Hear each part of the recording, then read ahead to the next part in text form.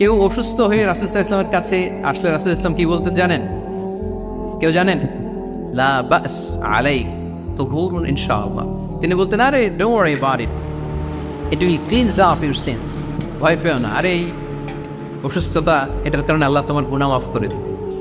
সুবহান। তাহলে অসুস্থ ব্যক্তি আর উজ্জীবিত হতো না?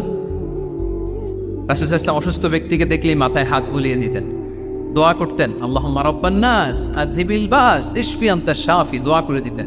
আর বলতেন, আরে ভয় পেও না, এই অসুস্থতা তোমার গুনাহ মাফ করে দিচ্ছে। তাহলে অসুস্থতার মধ্যেও তারা উজ্জীবিত হতো। আমরা মানুষকে আশাবাদী করব, ভয় দেখাবো না। অসুস্থ মানুষকে ভিজিট করতে গেলে আপনারা কি করেন? ভয় দেখান নাকি? না, আশাবাদী করবেন, বলবেন যে আরে কি অসুস্থতা, আপনার দেখতে অনেক সুস্থ লাগছে, বলতে পারবেন না? কিন্তু আমরা কি করি?